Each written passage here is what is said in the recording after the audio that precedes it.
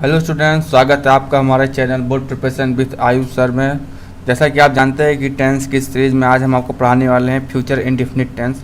और जैसा कि आप ये भी जानते हैं कि ऑलरेडी हम आपको प्रेजेंट और present tense, past tense already आपको पूरा पढ़ा चुके हैं।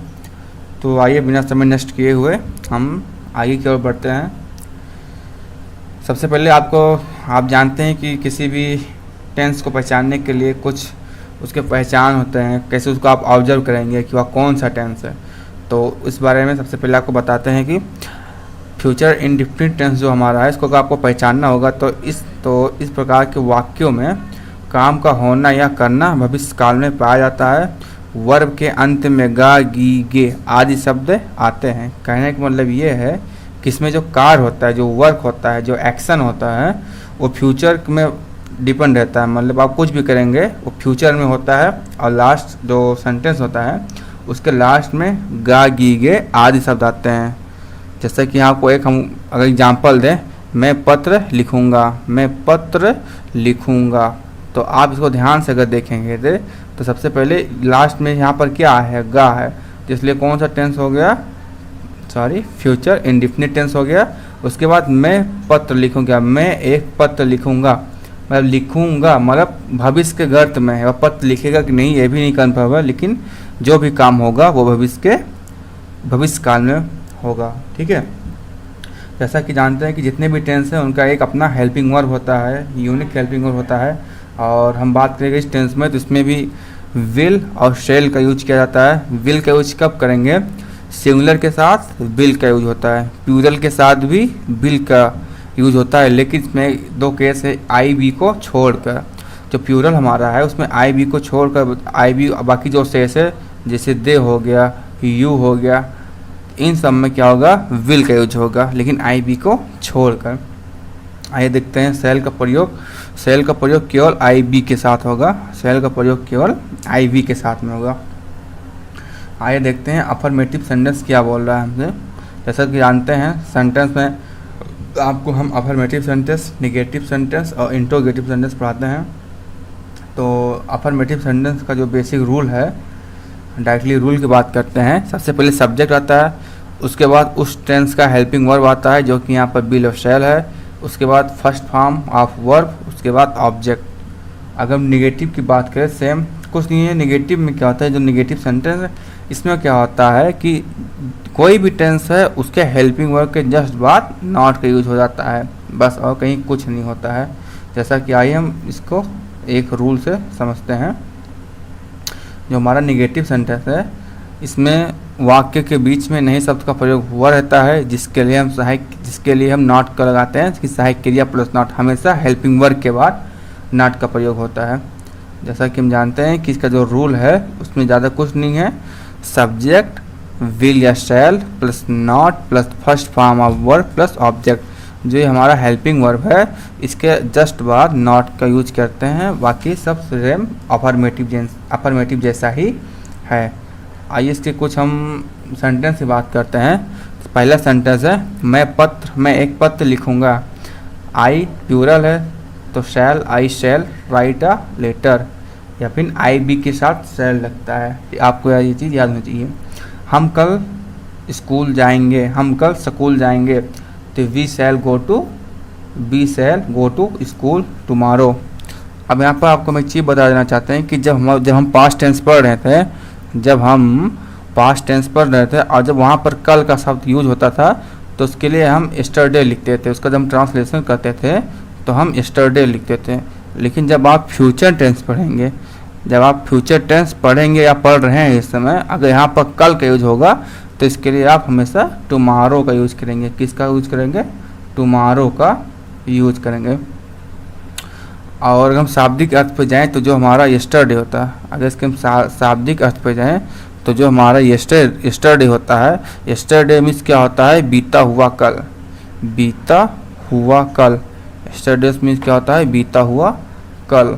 और जो हमारा टुमारो होता है, टुमारो TOMMORROW, सॉरी एक एम रहेगा। टुमारो जो होता है वो आने वाला कल होता है, आने वाला कल। तो आपको यह बात आप अपने माइंड में अच्छे से सेट कर लीजिए कि अगर टुमारो यूज करेंगे तो फ्यूचर में यूज होगा, और अगर स्टडी यूज करेंगे तो पास्ट में यूज होगा। तो आइए देखते हैं सेंटेंस। हम कल स्कूल जाएंगे, we shall go to school tomorrow.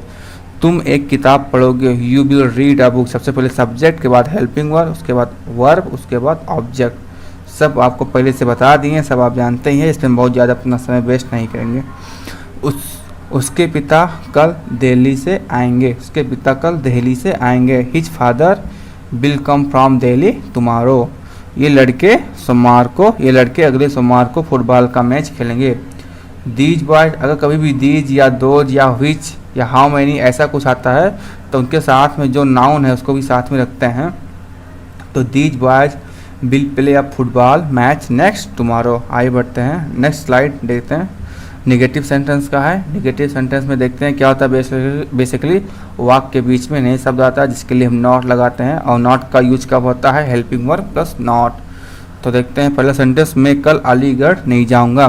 तो आई साथ शैल लगता है, I shall not go to Aligarh tomorrow. लड़के दिन में नहीं सोएंगे, the boys will not sleep during the day. तुम पुस्तक नहीं पढ़ोगे, you will not read the book. हम कल हॉकी का मैच नहीं खेलेंगे। आई विक साथ शैल लगता है जैसा कि आप जानते हैं, तो we shall not, helping verb word not, play हमारा वर्ब हो गया, और हॉकी मैच हमारा ऑब्जेक्ट हो गया, टुमारो हमारा टाइम। टुमारो क्या है, टाइम है। टाइम के बारे में हमने आपको बता दिया है, या तो सेंटेंस के सबसे पहले टाइम लगता है या फिर सेंटेंस के सबसे बाद। आगे से सेंटेंस में टाइम अगर टुमारो लगाना होता है तो टुमारो यहाँ से हट के यहाँ लग जाता है, यहाँ आप टुमारो लगाते, टुमारो एक छोटा सा पिन यहाँ पर कामा लग जाता है, बस tomorrow we shall not play a hockey match, बस समाप्त। और देखते हैं इंट्रोगेटिव सेंटेंस में क्या है। जैसे कि आप जानते हैं इंट्रोगेटिव सेंटेंस में आपको हम दो टाइप में डिवाइड करके पढ़ाते हैं। सबसे पहला है यदि प्रश्नवाचक शब्द वाक्य के पहले आए तो। प्रश्नवाचक शब्द जानते हैं, WH word, what, when, how, who, where, ये सब हमारा प्रश्नवाचक शब्द है। अगर इनका बात करें तो सबसे पहले हम के लिए विल या शैल का प्रयोग करते हैं, सब्जेक्ट से पहले हेल्पिंग वर्ब का प्रयोग करते हैं, उसके बाद फर्स्ट फॉर्म ऑफ वर्ब, उसके बाद object, first form of verb उसके बाद ऑब्जेक्ट। इसका अगर हम सेकंड रूल की बात करें तो यदि प्रश्नवाचक शब्द वाक्य के बीच में है, तो मतलब बोला वाक्य के बीच में है, क्या है प्रश्नवाचक शब्द। प्रश्नवाचक शब्द क्या है, WH वर्ड। WH वर्ड क्या है, व्हाट, व्हेन, हाउ, वेयर, ये सब हमारा क्या है, WH वर्ड है। अगर हम सेंटेंस की बात करें तो सबसे पहले इसकी हम WH फैमिली लिखेंगे, यानी प्रश्नवाचक शब्द सबसे पहले लिखेंगे, सबसे पहले प्रश्नवाचक शब्द, उसके बाद हेल्पिंग वर्ब जो कि सब्जेक्ट के अनुसार आता है, फिर फर्स्ट फॉर्म ऑफ वर्ब, उसके बाद ऑब्जेक्ट, अंत में क्वेश्चन मार्क लगाना मत भूलना। आइए इसका कुछ हम एक्सरसाइज की बात करते हैं, कुछ सेंटेंस की बात करते हैं, जिनमें से पहला सेंटेंस है, क्या वह तुमको कुछ कल में देगा। क्या वह तुमको कुछ कल में देगा। क्या शब्द वाक्य पहले आया है तो हेल्पिंग वर्ब से शुरू होगा, तो ही से पहले क्या हो गया, विल, ही के साथ विल लगता है, गिव यू सम पेन्स। क्या वे आम खाएंगे, विल दे ईट मैंगोज। क्या तुम्हारे भाई कल नहीं आएंगे, will your brother not come tomorrow. Sita कौन सा गाना गाएगी। अब यहाँ पर देखिए सीता कौन सा गाना गाएगी, तो कौन सा है तो इसके साथ जो नाउन है उसको भी साथ में लेते हैं। तो which song will Sita sing, which song will Sita sing. वह कितनी पुस्तक खरीदेगा, हाउ मैनी के साथ जो नाउन हो उसको भी देखते हैं, how many books will he buy. हम कल कहाँ जाएंगे, तो सबसे पहले वेयर, WH वर्ड, उसके बाद हेल्पिंग वर्ब शैल, बी के अनुसार लगा है तो शैल, गो हमारा यहाँ पर वर्ब है, टुमारो हमारा टाइम है। तो आप अच्छे से ये सब चीज़ अच्छे से समझ लीजिए। तुम्हारे पुत्र को कौन नहीं पीटेगा, हु का कॉन्सेप्ट आपको एकदम लास्ट में पढ़ाएंगे अच्छे से। Who will beat your son, इसका थोड़ा अलग कॉन्सेप्ट है, अच्छे से लास्ट में अलग टॉपिक के केस को हम हु कॉन्सेप्ट कहकर उसको अच्छे से हम आपको पढ़ा देंगे। वह किसकी मैच तोड़ेगा, हुज टेबल बिल ही ब्रेक, हुज टेबल बिल है ब्रेक। तो आई होप वीडियो आपको अच्छा लगा होगा, और फ्यूचर इंडेफिनिट टेंस पूर्ण रूप से समाप्त हो गया है। जैसा कि आप जानते हैं कि ऑलरेडी हमने प्रेजेंट और पास्ट खत्म कर दिया, और फ्यूचर इंडेफिनिट टेंस भी आज खत्म हो गया है। तो आपको वीडियो, आई होप वीडियो अच्छा लगा होगा। जैसा भी होगा लाइक कीजिएगा, शेयर कीजिएगा, कमेंट कीजिएगा, और नेक्स्ट वीडियो कल पड़ जाएगा। तब तक के लिए जय हिंद।